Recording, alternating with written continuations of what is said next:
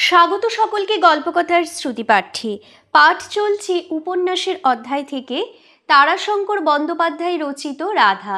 আজকের পর্বে আপনাদেরকে পাঠ করে শোনাবো রাধা উপন্যাস থেকে একাদশ পরিচ্ছেদ। কেশবানন্দ যে সংবাদ পেয়েছেন সুপুরের আনন্দচাঁদ গোস্বামীর গড় তৈয়ারি সম্পর্কে, সে সংবাদ মিথ্যা নয়।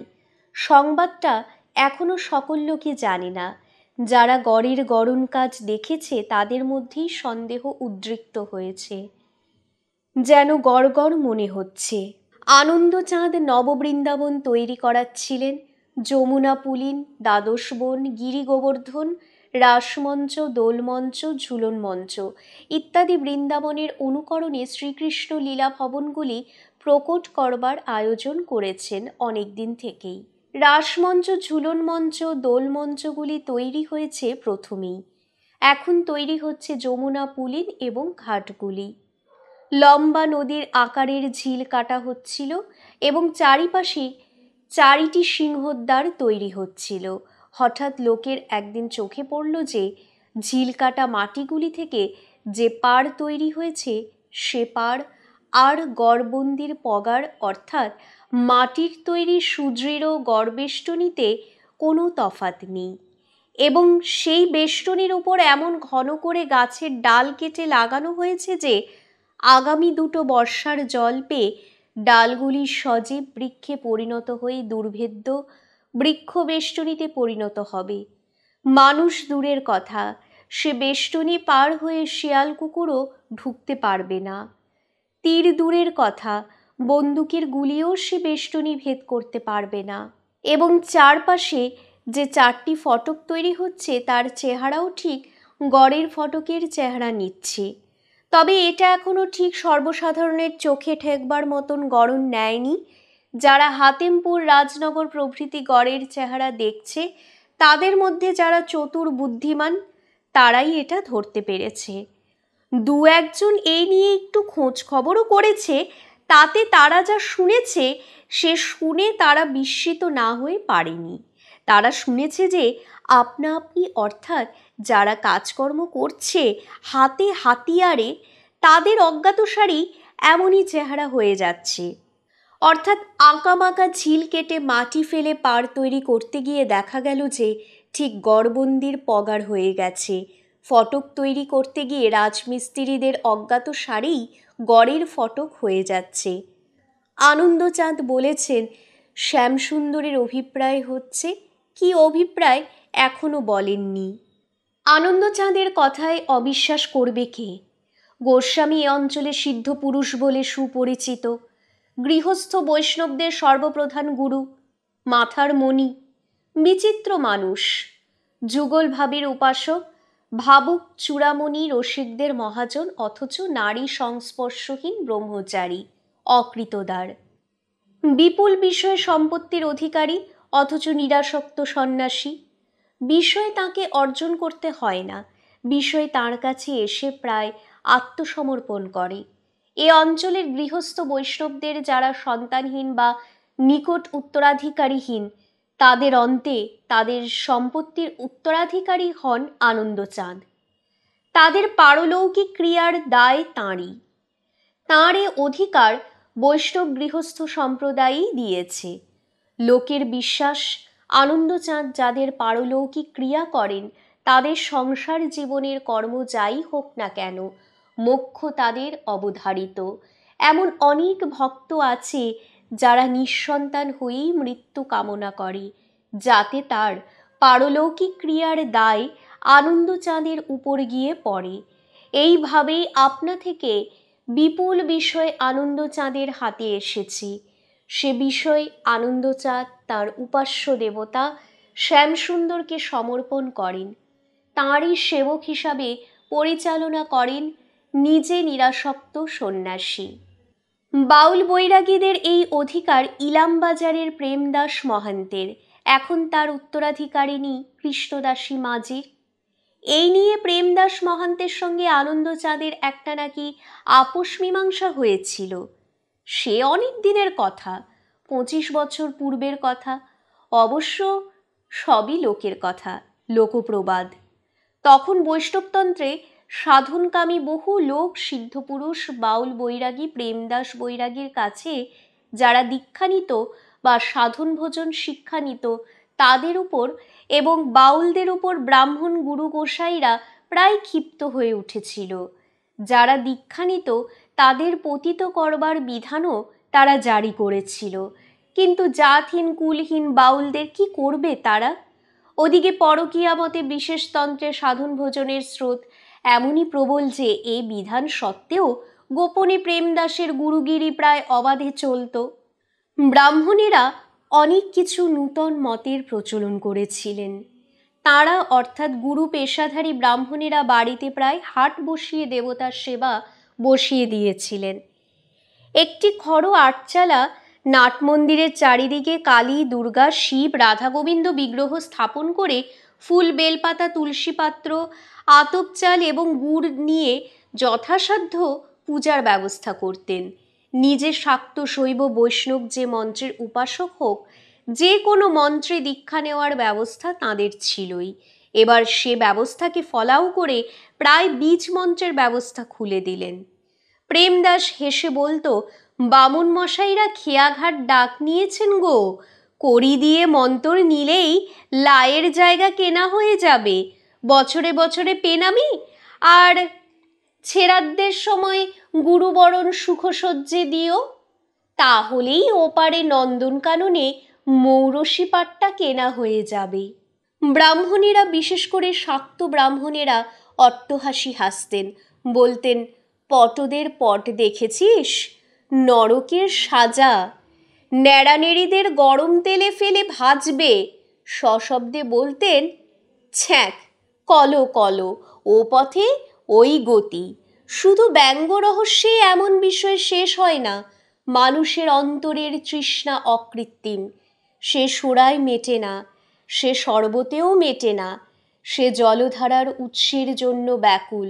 সেই ব্যাকুল প্রশ্নের উত্তরে ব্রাহ্মণ গুরুরা শাস্ত্রের নজির দেখিয়ে শিষ্যের রাশি নক্ষত্র বিচার করে, চরিত্র এবং রুচি বিচার করে, তদনুযায়ী বীজ মন্ত্রের দীক্ষা দিয়েছেন এবং ভরসা দিয়ে বিশ্বাস করতে বলেছেন এই নির্মল জল। অধিকাংশ জলই অশ্বত্থামার পিটুলি গোলা জল। পান করে দুগ্ধপানের স্বাদ পেয়েছে বলে বিশ্বাসও করেছে। সুপুরের ভট্টাচার্য বংশ বিখ্যাত গুরু বংশ। এই বংশের ব্রজমোহন ভট্টাচার্য সিদ্ধ শক্তি সাধক, পাগল মানুষ। নিজে কাউকে দীক্ষা দেন না, কিন্তু কেউ তাঁদের পাটে মন্ত্র দীক্ষা নিতে এলে তিনি বীজ বিচার করে দেন অলৌকিক উপায়। তিনি বলেন, যা ওই বাড়ির পিছনে পুকুর পাড়ে গিয়ে দেখ, জবার গাছ আছে, যা তুলে আন, ঢেকে আনবি যেন আলো না লাগে, বুঝলি? সে ফুল তুলে নির্দেশ মতো ঢাকা দিয়েই নিয়ে আসে। খ্যাপা ভট্টাচ বলেন, খোল বেটা, ঢাকা খোল দেখি। খুললে দেখা যায় কারুর জবা ফুলই আছে। সে শক্তিমন্ত্রে দীক্ষা পায়, কিন্তু কারুর জবা ফুল মালতী ফুল হয়ে যায়, কারুর হয়ে যায় ধুতুরা। যার ফুল মালতী হয় তাকে নিতে হয় বৈষ্ণব মন্ত্রে দীক্ষা। যার হাতে জবা হয় ধুতুরা, তার ইষ্ট হল শিব। এছাড়া আরও আছে কোষ্ঠী বিচারে, ত্রিপাপ প্রভৃতি দুঃসময় গ্রহশান্তি যোগের ব্যবস্থায় নবগ্রহের শক্তি দেবতা নবমহাবিদ্যার অর্চনা ছাড়া গ্রহযোগ হয় না। সেসব সময় তান্ত্রিক ব্রাহ্মণ ছাড়া গতি থাকে না। এর ফলে বৈষ্ণব ধর্মের যতই প্রসার থাক, তান্ত্রিক ব্রাহ্মণদের প্রভাব ছিল অব্যাহত। কাজেই তান্ত্রিকদের কাছে বৈষ্ণবদের খাটো হয়ে থাকতে হতো। লোকে বলে, এই অঞ্চলে বৈরাগীদের ও বৈষ্ণব গুরুদের সঙ্গে ব্রাহ্মণ গুরুদের বিরোধ মিটিয়ে দিয়েছিলেন আনন্দচাঁদ। আনন্দচাঁদরা পুরুষানুক্রমে সুপুরের ভট্টাচ বংশেরই শিষ্য এবং তাঁরা শক্তিমন্ত্রের উপাসক ব্রাহ্মণ বংশ। এই বংশের সন্তান আনন্দচাঁদ জন্ম থেকেই অসাধারণ, রূপে অসাধারণ, অপরূপ রূপবান, তেমনি সুকণ্ঠ, তেমনি মেধা, প্রকৃতিতেও তেমনি অসাধারণ, এমনকি দেহ প্রকৃতিতেও। মাছ ভাতের দেশ বাংলাদেশের শাক্ত বংশের ছেলে, সেই ছেলের জন্মাবধি অরুচি আমিষে, এমনকি মাছের সংস্পর্শ দুষ্ট খাদ্য পেটে গেলে আনন্দচাঁদ অসুস্থ হয়ে পড়তেন। বাল্যকাল থেকেই ধর্মে আসক্তি আনন্দচাঁদের। ভালোবাসতেন রাধাকৃষ্ণের যুগল মূর্তি। উপনয়নের পর দীক্ষার জন্য গিয়েছিলেন খোদ ব্রজমোহন ভট্টাচার্যের কাছে। খ্যাপা ভট্টাচার্য আনন্দচাঁদকে দেখে খুব খুশি হয়ে কাছে টেনে নিয়ে বলেছিলেন, ওরে ওরে ওরে, তোর গলায় পইতে কেনে রে? তুই তো দাপরে ছিলি গোয়ালিনী, তুই তো রাধা রে, নূতন সাধন করতে এসেছি সে জন্মে। অবাক হয়ে গিয়েছিলেন আনন্দচাঁদ। ভট্টাচার্য বলেছিলেন, তোর মনে নাই তুই কুঞ্জবনে কালার সঙ্গে পীড়িত করেছিলি? কুটিলে তোকে হাতে নাতে ধরিয়ে দেবে বলে আয়ানকে ডেকে নিয়ে এলো। তুই বললি, কি হবে কালাচাঁদ? কালাচাঁদ বললে, ভয় কি, আমি কালী হচ্ছি, তুমি আমাকে পূজা করো। কালা হলেন কালী, মালতী মালা হলো জবার মালা, শ্বেতচন্দন হলো রক্তচন্দন। দেখে শুনে আয়ান খুশি হলো, রাধার মান বাঁচল। কিন্তু তার মাসুল দিতে হবে তো, এ জন্মে তোকে কালীকে কালা করতে হবে রে, জবা ফুলকে মালতী ফুল করতে হবে। হ্যাঁ, দীক্ষা তোকে আমি নিজে দেবো এই কালী মন্ত্রে। সাধনা করতে করতে একদিন সামনে দেখবি কালী হলেন কালাচাঁদ, শক্তি বীজ হয়ে যাবে বৈষ্ণব বীজ। ভয় নাই রে, ভয় নাই। 15 আনা হয়ে আছে, বাকি 1 আনা। আপনি হবে রে, আপনি হবে। কালীর সামনে আসন করে বসলেই বুকের ভেতরটা খালুবালু করবে, টনটন করবে, চোখ থেকে জলের বান ডাকবে। সেই জলের অভিষেকে কালী হবে কালা, মুন্ডুমালা হবে বনমালা, জবার মালা হবে মালতীর মালা। অঙ্গের দাগ ধুয়ে যাবে, বস রে বেটা বস। দিয়ে দি কানে ফুঁ, জয় কালী, জয় কালী, জয় কালী। আনন্দচাঁদকে তিনি শক্তিমন্ত্রেই দীক্ষা দিয়েছিলেন। আনন্দচাঁদ বলতে পারেননি, না না, আমাকে বৈষ্ণব যুগল মন্ত্রে দীক্ষা দাও। কঠিন মর্মযন্ত্রণা ভোগ করতে হয়েছিল আনন্দচাঁদকে। মধ্যে মধ্যে চিৎকার করে উঠতেন ঘুমের ঘোরে। সেই মর্মযন্ত্রণায় অধীর হয়ে তিনি গিয়েছিলেন বৈরাগী বাউল সাধক প্রেমদাস মহান্তের কাছে। গিয়ে তিনি ভুল করেছিলেন। প্রেমদাসের সিদ্ধি ছিল যোগিনী বিদ্যার সিদ্ধি, শুদ্ধ ভগবত সাধনার সিদ্ধি থেকে সেই সিদ্ধি নিচের স্তরের সিদ্ধি। অষ্টাদশ শতাব্দীর প্রথম ভাগ তখন ডাকিনী, যোগিনী, পিশাচ প্রভৃতি নানান ধরনের সাধনা ও সিদ্ধির বিশ্বাস এবং অস্তিত্ব বিপুল ও প্রবল। প্রেমদাস আনন্দচাঁদের মতো এমন সর্বসুলক্ষণযুক্ত ব্রাহ্মণ সন্তানকে, বিশেষ করে তান্ত্রিক ভট্টাচার্যের শিষ্যকে মন্ত্রভিক্ষার্থী হিসেবে পেয়ে আনন্দে উল্লাসে দুহাত তুলে নেচেছিল এবং আনন্দচাঁদকে যোগিনী বিদ্যা দিয়ে এক রাত্রের সাধনায় সিদ্ধি পর্যন্ত পাইয়ে দিয়েছিল। বলেছিল, জয় গুরু, জয় গুরু, তোমার জন্যেই তো বসে আছি গো পরম ধন নিয়ে, দেবো, আজই দেবো, এই রাত্রেই দেবো। শ্যামা, শ্যাম হবে চোখের পলকে, ভাবনা কিসের? দিন দেখেনি, ক্ষণ দেখেনি, আনন্দচাঁদকে দীক্ষা দিতে বসে গিয়েছিল। শ্যামামূর্তি সত্য সত্যই নটবর বংশীধারী শ্যাম রূপে প্রকট হয়েছিলেন আনন্দচাঁদের চোখের সম্মুখে।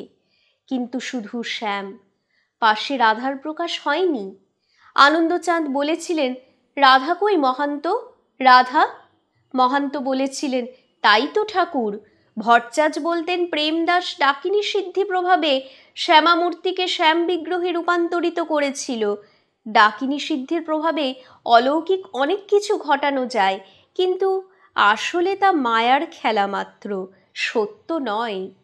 শেষ পর্যন্ত প্রেমদাস নিজেই এ সত্য স্বীকার করে বলেছিল, ঠাকুর, এরপর তোমাকে সাধনা করে আসল সিদ্ধি পেতে হবে। আমি তোমাকে ডাকিনী সিদ্ধি দিয়েছি, আর এর সঙ্গে যদি বামুনের জাত পইতে সব ফেলে দিয়ে আমার মতো ন্যাড়া বৈরাগিনী নিয়ে ভজন করতে পারো। আনন্দচাঁদ তা পারেননি। মুহূর্তে শ্যাম আবার শ্যামা হয়ে উঠেছিল। তিনি সভয়ে আসন ছেড়ে উঠে বলেছিলেন, না না না না। প্রেমদাস বলেছিল, ন্যাংটা মেয়ের ভূত ছেলে ভট্টাচার্য বামুন মুড়ো মেরে দিয়েছে, বামুনের সাধন মোক্ষম বাবা। এ একদিনের কাজ নয়, সময় লাগবে। তুমি ভেক নিয়ে বৈরাগী হয়ে এইখানে থাকো, মন্ত্রতন্ত্র দেবদেবী বাদ দাও, মালা চন্দন করে বৈরাগিনী নিয়ে শুরু করো। আনন্দ বলেছিলেন না, তখন তার সম্বিত ফিরেছে। প্রেমদাস তখন বলেছিল, তাহলে ঠাকুর আমার দোষ নাই, তোমার অদ্দেষ্ট, কিন্তু আমার কাছে যা হোক কিছু পেলে তো? তার দক্ষিণে তো আমার পাওনা বটে। আনন্দ বলেছিলেন, বলো কি চাও? প্রেমদাস বলেছিল, আমি দেখতে পাচ্ছি গো, তুমি এই অঞ্চলের সবচেয়ে বড় গুরু হবে বৈষ্ণব সমাজে। বলো, আমাদের বাউলদের উপর তুমি বিধেন দেবে না? বাক্যি দাও। আনন্দ বলেছিলেন, দিলাম। বলো গোসাই, আমাদের বৈরাগী বৈরিগিনীরা যা করবে তা নিয়ে দেশের মাঝে দশে যে রটনাই করুক, তুমি কিছু বলবে না? ঠাকুর মনসার কথার সেই কথা গো। যা দেখবে চোখে তা মুখে বলবে না কোনো লোককে, স্বর্গে মত্তে পাতালে কোনোখানি, কারুর কাছে। দেবতা পাপ বলুক, মানুষ পাপ বলুক, দৈত্যী পাপ বলুক, তুমি বলবে না। বলবো না। আমাদের পাওনায়, আমাদের পথে, আমাদের ঘাটে, আমাদের হাটে তুমি হাত বাড়াবে না। বাড়াবো না। ব্যাস, তোমাকে যা দিয়েছি তা তোমার পাড়ের করি না হোক, ভবের হাটের মূলধন হবে বাবা। সিদ্ধতান্ত্রিক ব্রজ ভট্টাচার্যের কাছে এই সংবাদ অগোচর থাকেনি। সেই রাত্রেই তিনি ধ্যানযোগে জেনেছিলেন, পরের দিন প্রত্যুষে আনন্দচাঁদ ক্লান্ত দেহ মন নিয়ে গ্রামে ফিরবার পথে ভট্টাচার্য পথ রোধ করে দাঁড়িয়েছিলেন। বলেছিলেন, করলি কি? ওরে বেটা, এ তুই কি করলি? যোগেরই সিদ্ধি পেয়ে পূর্ণ সিদ্ধির পথে কাঁটা দিলি? ছি ছি ছি, তুই 15 আনা নিয়ে জন্মেছিলি, আমি তোকে দীক্ষা দিয়ে 15 আনা 3 পয়সা করে দিয়েছিলাম রে বেটা। শোন রে বেটা, ওই বৈরিগী বেটার যোগিনী মন্ত্র নিয়ে তুই জাদুবিদ্যা পেয়েছিস। যা কালির কালা হওয়া দেখেছিস সে হলো ভেলকিবাজি। ওতে আমি যে 3 পয়সা তোকে দিয়েছি তার 1 পয়সা তুই হারিয়েছিস। এই ঘাটতি 2 পয়সার 1 পয়সা যদি বা তুই সাধন ভজনে পূরণ করতে পারিস, 1 পয়সা ঘাটতি তোর থেকেই যাবে এ জন্মে। শোন, তোর 16 আনার পথে 2টো রায়ের কাঁটা ছিল, এক রাধা আরেক রাজ্য, মেয়ে আর মাটি। তা তোকেই রাধা বলে মন্ত্র দেবার সময় মেয়ের বাধা আমি ঘুচিয়ে দিয়েছি। ওদিকে তোর মন কিছুতেই যাবে না, ভুলবে না, কিন্তু মাটি, রাজ্য তোর পথের এমন কাঁটা হয়ে রইল যে কাঁটা এ জন্মে ঘুচবে না।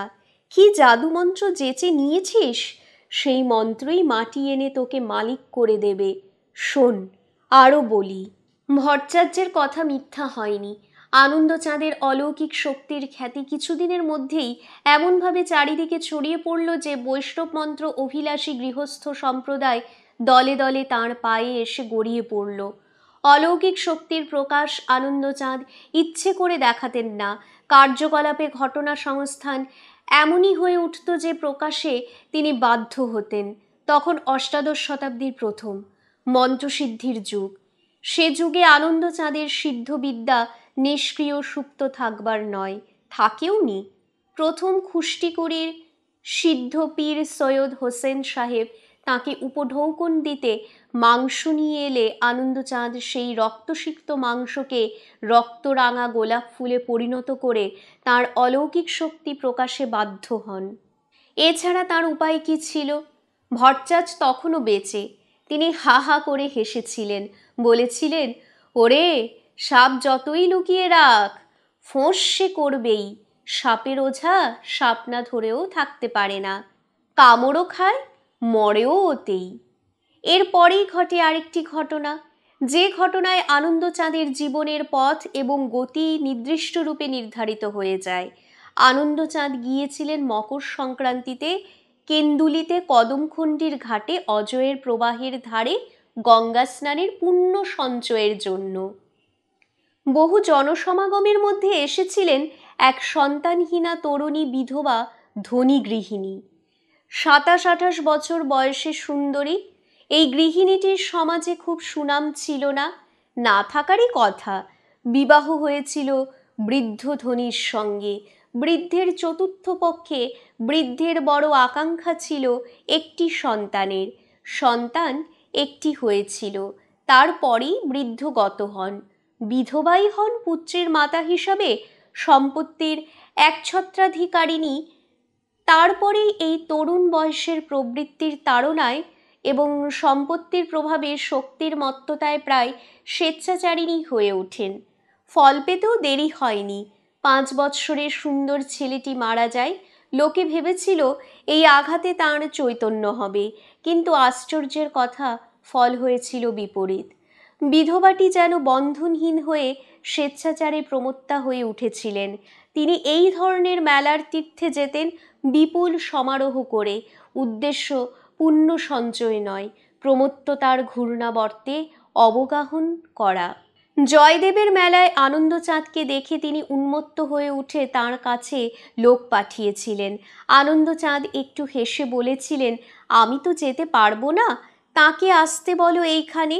প্রমত্তা বিধবা তাই এসেছিলেন এবং এসেই স্তম্ভিত হয়ে দাঁড়িয়ে বুক ফাটিয়ে চিৎকার করে কেঁদে উঠেছিলেন, গোপাল, আমার গোপাল, ওরে গোপাল। 2 হাত বাড়িয়ে আনন্দচাঁদের দিকে কয়েক পা এগিয়ে এসে থমকে দাঁড়িয়ে গিয়েছিলেন। প্রশ্ন করেছিলেন, তুমি কে? তুমি? আমার গোপাল কই? আমার গোপাল? প্রবৃত্তি প্রমত্তা বিধবা আনন্দচাঁদের কাছে এসে তার মধ্যে দেখেছিলেন তার মৃত সন্তানকে। মনে হয়েছিল তার 5 বছর বয়সে সেই সন্তানটি বসে আছে। 2 হাত বাড়িয়ে তাকে বুকে জড়িয়ে ধরতে এগিয়ে এসে দেখলেন, কোথায় গোপাল? গোপাল নয়, বসে আছেন আনন্দচাঁদ। আনন্দচাঁদ হেসে বলেছিলেন, কেন মা, এই তো আমি তোমার গোপাল। বিধবা আবার আনন্দচাঁদের মধ্যে তার মৃত সন্তানকে দেখেছিলেন এবং এরপর আছাড় খেয়ে পড়েছিলেন আনন্দচাঁদের পায়ের উপর। চোখের জলে ভেসে গিয়েছিল বিধবার প্রবৃত্তির তাড়না। 2টি পা ধরে স্বীকার করেছিলেন জীবনের সকল পাপ। আনন্দচাঁদ বলেছিলেন, সব পাপ তো চোখের জলে ধুয়ে আমার পায়ে ঢেলে দিলে, আবার ভয় কি? বিধবা বলেছিলেন, আবার যদি সেই মতি জাগে? জাগবে না, আমি তোমায় মন্ত্র দেব, সেই মন্ত্র জপে রক্ষা পাবে। কয়েক মুহূর্ত স্তব্ধ থেকে বিধবা বলে উঠেছিলেন, না না না না। কেন? আমার গোপালকে তো তাহলে দেখতে পাবো না তোমার মধ্যে। তুমি যে আমার গুরু হবে। তবুও পাবে, আমি তোমায় কথা দিচ্ছি। তাহলে আরেক শর্ত করতে হবে, আমার মৃত্যুর পর আমার সম্পত্তি তোমাকে নিতে হবে। আমি নিশ্চিন্ত হয়ে সুখে চোখ বুজব, জেনে যাব আমার ধন আমার গোপাল পেলে। নেব, কিন্তু আমার দেবতার নামে নেব, সে তোমার যা খুশি। বিধবাকে মন্ত্রদীক্ষা দিয়ে তাঁর পরলোকের ভার নিয়ে তাকে উদ্ধার করেছিলেন আনন্দচাঁদ। সংবাদটা সেই দিনই সেই মেলার জনতার মারফতে দিকে দিকে ছড়িয়ে গিয়েছিল। ব্রজমোহন ভট্টাচার্য হা হা করে হেসেছিলেন, বলেছিলেন, আমি জানি, আমি জানি। মাটির চোরাবালিতে ব্যাটার পা ডুববেই, ডুবল। শেষে পয়সা খামতি থেকে গেল, থেকে গেল, থেকে গেল। জয় কালী, জয় কালী, জয় কালী। এ কথা কানে পৌঁছলে আনন্দচাঁদ চমকে উঠেছিলেন, কিন্তু তখন আর উপায়ন্তর ছিল না। যে কর্ম তিনি করেছেন তার ফল তাকে পেতেই হবে। সে ফল সারা জীবনই পেয়ে চলেছেন। আজ গৃহস্থ বৈষ্ণবদের গুরুর গুরু তিনি। উত্তরাধিকারীহীন গৃহস্থ বৈষ্ণবদের সম্পত্তি আজ এসে তাকেই অর্শায়। ইষ্টদেবতা গোবিন্দের নামে তিনি গ্রহণ করেন। গোবিন্দের আজ বিপুল সম্পত্তি। ধর্মসাধনার সঙ্গে সে সম্পত্তিও তাকে পরিচালনা করতে হয়। বাউল বৈরাগী সম্প্রদায়ের সঙ্গে তারপর আর তিনি সম্পর্ক রাখেননি। তবে তাদের স্নেহ করেন। প্রেমদাস বাবাজিও তার সম্প্রদায়কে দূরে দূরে থাকতেই বলে গেছে। তেলে জলে মিশ খায় না। ভুল আমারও, গোসাইয়েরও।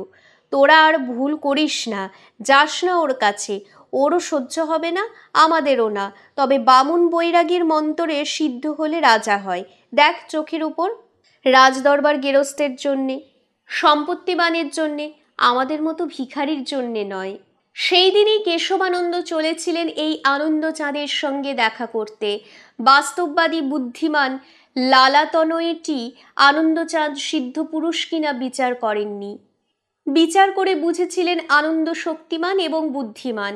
বিলম্ব তিনি করবেন না, হয়তো বিলম্ব ইতিমধ্যেই হয়ে গেছে, কিন্তু এর আগে কিছু করা সম্ভবপর ছিল না। সমস্ত সংবাদ তাকে সংগ্রহ করতে হয়েছে। শুধু আনন্দচাঁদেরই নয়, এখানকার সকল বর্ধিষ্ণু লোকের নির্ভুল ইতিহাস সংগ্রহ করেছেন এই চতুর রাজনীতিবিদ সন্ন্যাসী, এবং নারকেলের মতো ছোবড়া ছাড়িয়ে খোলা ভেঙে তার শ্বাস বের করার মতো সমস্ত ইতিহাসের মর্ম উদ্ঘাটিত করে তার আসল সত্যটি আবিষ্কার করেছেন। এককালের চতুর রাজকর্মচারীটি জানেন, লোকেরা লৌকিক জীবনে যত দুর্বল, যত অসহায় হয়, ততই তারা অলৌকিককে আঁকড়ে ধরতে চায়, না হলে তারা বাঁচতে পারে না। অবশ্য ধর্মসাধনায়, দেবমহিমায় অবিশ্বাসী তিনি নন, কিন্তু তিনি জানেন সে বস্তু সিন্ধু প্রমাণ জলের মধ্যে বিন্দু প্রমাণের মতোই দুর্লভ। সেই বিন্দু যখন সিন্ধুকে ব্যাপ্ত করে তাকে ছাড়িয়ে ওঠে, তার লগ্ন আছে, সময় আছে। ত্রেতায় রামের আবির্ভাব, দাপরে কৃষ্ণ ভগবানের আবির্ভাব ত্রেতা, এবং দাপরের এক খণ্ডাংশে। তার আগে চলে তাঁর আবির্ভাবের জন্য লোকের তপস্যা, কল্কির আবির্ভাবের বিলম্ব আছে, তার পূর্বে সনাতন ধর্মকে রক্ষার জন্য লৌকিক চেষ্টার প্রয়োজন আছে। সে চেষ্টা শুধু ভগবানের নামে আর ধর্মের বিচারের আয়োজনের সার্থক কখনো হয় না। সেখানে বিষয় বুদ্ধি, রাজনৈতিক চতুরতার প্রয়োজন সর্বাগ্রে। আজ সময়ের গুণে রাজনৈতিক অবস্থার ঘাত প্রতিঘাতে মুসলমান শক্তি ভাঙছে। স্বাভাবিকভাবে মুঘল বাদশাহী শক্তির চাপে যেসব শক্তি চাপা ছিল তারা উঠছে। মঠ সন্ন্যাসী সম্প্রদায় স্বাভাবিকভাবে শাসন শৈথিল্যের সুযোগে মাথা তুলছে। হাতেমপুরের হাতেম খাঁ ফৌজদারের বিষয় বুদ্ধি ছিল।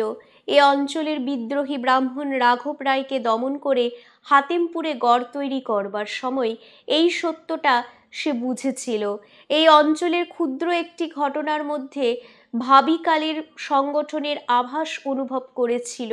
সেই কারণেই এ অঞ্চলের মঠ মহান্ত ব্রাহ্মণ গুরুদের উপর হিন্দু জমিদারের অপেক্ষাও সতর্কতর কঠিন দৃষ্টি রেখেছিল। কোনো অজুহাতে সে কোনো মঠে বা মন্দিরে গড়বন্দি শক্ত পাঁচিল তৈরি করতে দিত না, নির্দিষ্ট সংখ্যার বেশি পাইক রাখতে দিত না। হাতেম খাঁর মৃত্যুর পরে আনন্দচাঁদ গোস্বামীর নববৃন্দাবনের গড়ন বিচিত্রভাবে আপনা আপনি দ্বারকার যাদবপুরীর গড়ন নিচ্ছে। ঝিল হচ্ছে গড়খাই, পার হচ্ছে গড়বন্দির বাঁধ। সিংহদ্বার তৈরি হচ্ছে 4টি। সিংহদ্বারে স্তম্ভগুলির নিচে থেকে উপর পর্যন্ত যে বন্দুকধারী সৈন্য সন্নিবেশের সুচতুর ব্যবস্থা থাকবে সে সম্পর্কে কেশবানন্দ নিঃসন্দেহ। আনন্দচাঁদ সামান্য গৃহস্থ সন্তান, আর মাধবানন্দ তার গুরু, জমিদার সন্তান। আনন্দচাঁদ গৃহী সন্ন্যাসী হয়ে সম্পত্তি অর্জন করে যে সত্যটা বুঝেছেন, মাধবানন্দ সম্পত্তি বর্জন করার জন্যই সে সত্যটা বুঝতে পারছেন না। কেশবানন্দ দাঁড়ালেন। এখান থেকেই তিনি দেখতে পাচ্ছেন আনন্দচাঁদ গোস্বামীর নববৃন্দাবনের সংগঠন। হ্যাঁ, গোস্বামীর দূরদৃষ্টি আছে, গড়টি দৃঢ় হবে, তাতে সন্দেহ নেই। কেশবানন্দের সঙ্গী বললে, ওই যে আনন্দচাঁদ গোস্বামী, ওই আসছেন এই দিকে। কেশবানন্দ আজ যথাযোগ্য মর্যাদার সঙ্গে এসেছেন।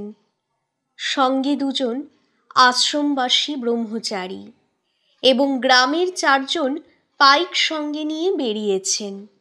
সঙ্গে আছে তাদের ধ্বজা। পাইকদের একজন দেখিয়ে দিলে সঙ্গী ব্রহ্মচারীকে। ব্রহ্মচারী কেশবানন্দের দৃষ্টি আকর্ষণ করলেন এই দিকে, ওই আসছেন। কেশবানন্দ দেখছিলেন গড়বন্দির বাঁধ চমৎকার হয়েছে। সঙ্গীর কথায় দৃষ্টি ফিরিয়ে তাকালেন। বাহ, সুন্দর সুপুরুষ লোকটির মহিমা আছে। আনন্দচাঁদ আসছিলেন, সঙ্গে একদল লোক, ভক্ত সম্প্রদায়। কেশবানন্দ অগ্রসর হলেন, আনন্দচাঁদও তাদের ধ্বজা লক্ষ্য করেছিলেন। তিনি দাঁড়ালেন, কিছু বললেন দলস্থ লোকদের। দল থেকে দুজন লোক তাঁদের দিকে এগিয়ে এলো। কেশবানন্দ হাত তুলে বললেন, জয় কংসারী কানহাইয়ালাল কি জয়। আনন্দচাঁদের লোকেরা বললে, জয় শ্যামসুন্দর। কেশবানন্দ বললেন, গোস্বামী ঠাকুরের সাক্ষাৎ প্রার্থী হয়ে এসেছি, ওপারের কংসারী মঠ থেকে আসছি আমরা। আসুন আসুন। শ্যামসুন্দর আজ ভক্তের আগমনে তৃপ্ত হয়েছেন। এরই মধ্যে একজন দ্রুতপদে এগিয়ে চলে গেল, সংবাদ দিল আনন্দচাঁদকে। আনন্দচাঁদও অগ্রসর হলেন। কাছাকাছি হতেই সম্ভাষণ জানালেন, নমো নারায়ণায়। প্রত্যভিবাদনে নারায়ণকে প্রণাম জানিয়ে কেশবানন্দ বললেন, ত্রুটি স্বীকার করছি, অনেক পূর্বেই আপনার সঙ্গে সাক্ষাৎ করা আমাদের কর্তব্য ছিল। হেসে আনন্দচাঁদ বললেন, কর্তব্য আমারই ছিল আগে, যেহেতু না আপনারাই এখানে আগন্তুক। বিশেষ করে কেন্দুলিতে সন্ন্যাসী ছদ্মবেশী বর্গীদের সঙ্গে আপনারা যে বীরত্বের সঙ্গে লড়াই করেছেন, তাতে তার পরদিন থেকেই নিত্য ভাবি আপনাদের আশ্রম দর্শন করে আসব। কিন্তু কিন্তু বলে চুপ করলেন আনন্দচাঁদ। কেশবানন্দ বললেন, অতিথিকে আতিথ্যে কার্পণ্য অবশ্যই অধর্ম, কিন্তু বিশ্বাস একটি কর্ম দেখেই করা যায় না। আপনার দোষ নেই গোস্বামী গুরু। না, সেজন্য নয়, যেটি দ্বিধা হয়েছে এই হেতু মহারাজ যে আপনারা শ্রীমতী রাধাকে নির্বাসিত করেছেন। ধনুর্যজ্ঞের কাল সমাগত হলে শ্রীমতীকে রেখে প্রভুকে যেতেই হয় গোস্বামী গুরু। ধনুর্যজ্ঞ শেষ হলে কুরুক্ষেত্র এগিয়ে আসে। আপনার বৃন্দাবনে দেখছি যাদবপুর দ্বারকার আয়োজন। এ পুরীতে হাতের বাঁশি প্রভু বাজাবেন কখন? চক্রই বা ধরবেন কোন হাতে? কেশবানন্দের মুখের দিকে স্থির দৃষ্টিতে তাকিয়ে রইলেন আনন্দচাঁদ। কেশবানন্দ বললেন, তত্ত্বের কথা কইতে আমি আসিনি গোস্বামী প্রভু, তত্ত্বে আমি পারঙ্গমও নই। সে কথা বরং কোনোদিন আমাদের গুরুর সঙ্গে হবে আপনার। আমি এসেছি এইটুকু বলতে যে রাত্রি তৃতীয় প্রহর সমাগত, শিবা সংকেত শুনতে পাচ্ছি। আমরা যারা তীর্থযাত্রী, যে যে মন্দিরে যাই না কেন, এ সময় আমাদের একসঙ্গে দল বেঁধে চলা উচিত নয় কি? আসুন, ভিতরে আসুন। এ আলোচনা তো পথে দাঁড়িয়ে হবে না, চলুন। ঠিক সেই মুহূর্তটিতে কাতর কণ্ঠে ঠাকুর ঠাকুর বলে ডাকতে ডাকতে কে এগিয়ে আসছিল। আনন্দচাঁদ ঘুরে দাঁড়ালেন। কে? কি চায়? ভ্রু দুটি কুঞ্চিত হয়ে উঠল তাঁর। এমনই একটি গুরুতর ভাবনায় মন যখন ব্যাপৃত এবং সেই গুরুতর বিষয় নিয়ে আলোচনার জন্য যে মুহূর্তে পা বাড়িয়েছেন, ঠিক সেই মুহূর্তটিতে পিছু ডাকার মতো এই ডাক তাঁর ভালো লাগলো না। মুখ থেকে আপনি বেরিয়ে গেল, কি বিপদ? কেশবানন্দ বললেন, আপনার কোনো শিষ্যকে বলুন ওর আবেদন শুনতে, আর আমাদের আলোচনা অনেক পূর্বেই আরম্ভ হয়েছে। ওরে ডাকে তাতে বাধা হয়নি, চলুন। আনন্দচাঁদ একজন শিষ্যকে ওই লোকটির আবেদন শুনতে আদেশ দিয়ে কেশবানন্দকে নিয়ে তার পুরী মধ্যে প্রবেশ করলেন। কয়েকটি বাঁক ফিরে একটি ঘরে ঢুকে দরজা বন্ধ করে দিলেন। যে লোকটি চিৎকার করে ঠাকুরকে ডাকছিল সে কয়র মতো হতশ্রী মানুষের চেহারাও এমন বিপর্যস্ত, কাদায় ধুলায় তার মাথা থেকে পা পর্যন্ত এমন বিকৃত ও বিচিত্রিত যে তাকে চেনবার উপায় ছিল না। উপায়ন্তরহীন হয়ে সে এসেছে আনন্দচাঁদ গোস্বামীর কাছে। কাল রাত্রে মাঝি অর্থাৎ কৃষ্ণদাসী নিরুদ্দেশ। কয় তার পিছনে পিছনে জয়দেব কেন্দুলির শ্মশান পর্যন্ত গিয়েছিল। সে মাধবানন্দকেও দেখেছিল, মাঝির সেই উন্মাদিনী উলঙ্গিনী রূপ, তার সেই অভিশাপ দেওয়া তাও দেখেছিল। তারপর সে তারই অনুসরণ করে আসছিল। উলঙ্গিনী উন্মাদিনী আসছিল অজয়ের শীর্ণ জলধারার পাশে পাশে বালুচরের উপর দিয়ে। কয় সভয়ে দূরত্ব বজায় রেখে আসছিল তটের উপরের পথ ধরে। এরই মধ্যে অন্ধকার, হঠাৎ মাঝপথে কৃষ্ণদাসী কোথায় হারিয়ে গেছে। কয় অনেক খুঁজেও পায়নি। অবশেষে ভোরের সময় ক্লান্ত হয়ে ধুলো কাদা মেখে আখড়ায় ফিরে দেখেছে যে আখড়াও শূন্য, মোহিনী নেই। আখড়ার দরজা খোলা, ঘরের দরজা খোলা, বিছানা জিনিসপত্র বিপর্যস্ত মেঝের উপর ছড়িয়ে পড়ে আছে। মোহিনীর হাতের চুড়ি ভাঙার টুকরো সকালের আলোয় ঝিকমিক করছে। আশপাশের লোকের কাছে সন্ধান করেও সংবাদ পায়নি, কেউ দেয়নি। ওই সংবাদ না দেওয়াতেই সে মোহিনীর সঠিক সংবাদ পেয়েছে। তাকে বর্বর অক্রূরের অনুচরেরা চুরি বা ডাকাতি করে নিয়ে গিয়েছে। সেই কারণেই কয়ও ছুটে এসেছে আনন্দচাঁদ ঠাকুরের কাছে। আনন্দচাঁদ এখানকার গৃহস্থ বৈষ্ণবদের গুরুর গুরু। অক্রূরের বাপ যত পাষণ্ডই হোক, নিজেদের তো বৈষ্ণব বলে। তোমার কথা অবশ্যই শুনবে। গোস্বামী ঠাকুর, মোহিনীকে রক্ষা করো, এই আবেদন জানাতে ছুটে এসেছে। সে এসে টলতে টলতে বসে পড়ল সামনে ফটকে। ভাঙা কর্কশ কণ্ঠে ডাকলে, গোস্বামী ঠাকুর, ঠাকুর। ঝড়ে লাট খাওয়া ভগ্ন কণ্ঠ কাকের মতোই তার সে কণ্ঠস্বর। ঠাকুর, তুমি রক্ষা করো অভাগিনীকে। ঠাকুর, ঠাকুর, ঠাকুর। কেশবানন্দ এবং আনন্দচাঁদ তখন হিন্দুস্থানের রাজশক্তি প্রস্তর কঠিন স্বরূপকে চোখের সামনে ধরে তীক্ষ্ণ সতর্ক দৃষ্টিতে বিশ্লেষণ করছিলেন। চুলের মতো অসংখ্য সরু দাগ দেখা দিয়েছে তার সর্বাঙ্গে। এই দাগগুলি ক্রমে ফাটলে পরিণত হবে, তারপর একদিন টুকরো টুকরো হয়ে ভেঙে পড়বে। কালস্য কুটিলা গতি। যদুপতির মথুরাপুরী আছে, কিন্তু সে যাদব গৌরব নেই। রঘুপতির সূর্যবংশ গৌরবও ভেঙে পড়ে কালধর্ম। কিন্তু কালধর্ম পূর্ণ হয়, প্রকট হয় মানুষের চেষ্টায়, উদ্যমে। রাজা গিয়ে রাজা হওয়া তো নিত্য নৈমিত্তিক ঘটনা। সিংহাসন খালি থাকে না, পূর্ণ হয়ই।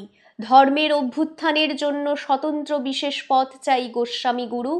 নদী অনেক নেমেছে পাহাড় থেকে, কিন্তু গঙ্গাজি যখন নামেন তখন স্বর্গ থেকে নামেন।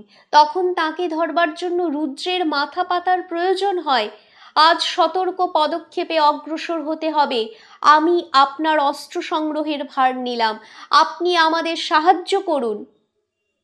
ঠিক এই সময়টিতে কয়র শেষ উচ্চারিত সর্বোচ্চ কণ্ঠের দীর্ঘায়িত ঠাকুর ডাকের শব্দবদ্ধ দ্বার ভেদ করে ক্ষীণ হয়েই অবশ্য ভেসে এলো। কিন্তু তার মধ্যেও কয়র চেরা কর্কশ কণ্ঠস্বরের স্বরূপটি ঢাকা পড়ল না।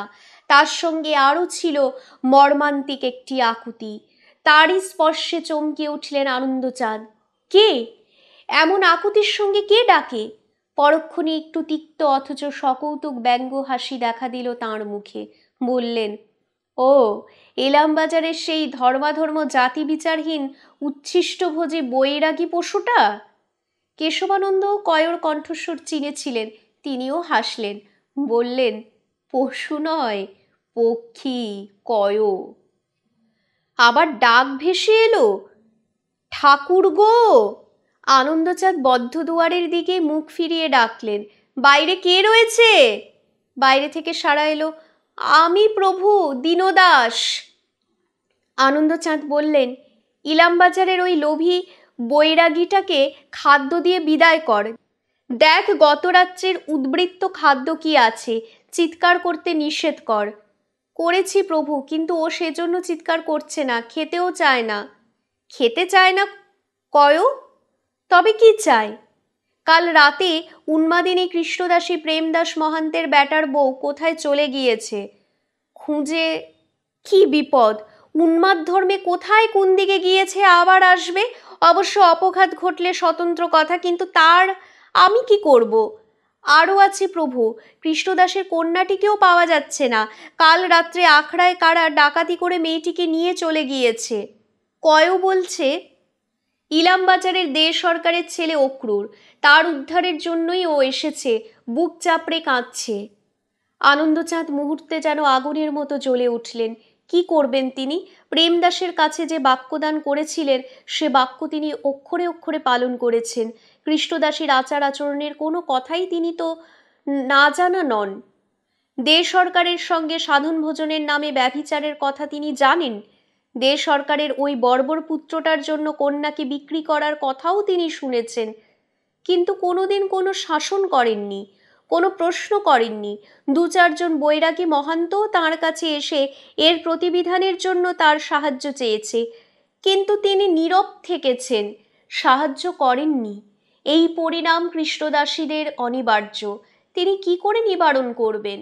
কেশবানন্দ বললেন, ইলামবাজারের শেঠ দে সরকার কি গোস্বামীপাদের শিষ্য? আমার ভক্তের শিষ্য, আমার নয়। পরক্ষণে বিচিত্র হেসে বললেন, দে সরকার বণিক, সে সর্বক্ষেত্রেই বণিক। গুরুর কাছে সে দীক্ষা নিয়েছে দক্ষিণা দিয়ে। দীক্ষা তার ধর্মের নামে ব্যভিচারের জন্য। পাপ করে সেই পাপ থেকে মুক্তি পাবে দীক্ষা বলে। এই ছলনায় নিজেকে ছলবার জন্য মহারাজা। গুরুকে এরা অর্থ দেয় তাদের সর্বকর্মে, ধর্মে অধর্মে গুরুর সমর্থন পাবার জন্য। এদের আপনি জানেন না। হেসে কেশবানন্দ বললেন, খুব জানি গোস্বামীপাদ, আপনার থেকেও বোধ করে বেশি জানি। শুধু গুরু নয়, রাজা গুরু ঈশ্বর সকলের সঙ্গে ওদের এক সম্পর্ক। হাতেমপুরের হাতেম খাঁর সঙ্গে দে সরকারের সম্পর্ক খুব নিবিড় ছিল। জয়দেবের মহান্ত মহারাজ আমাকে বলেছিলেন, যেদিন ওর ওই পাষণ্ড ছেলেটা ছদ্মবেশী বর্গী সন্ন্যাসীদের সঙ্গে কলহ করে আহত হয়, সেদিন আমাদের গুরু মহারাজের দিকে থুতকার নিক্ষেপ করেছিল। আমি ভেবেছিলাম ওকে শাস্তি দেব। জয়দেবের মহান্ত বলেছিলেন, ওকে ঘাঁটাবেন না, হাতেম খাঁকে আপনাদের বিরুদ্ধে উত্তেজিত করবে।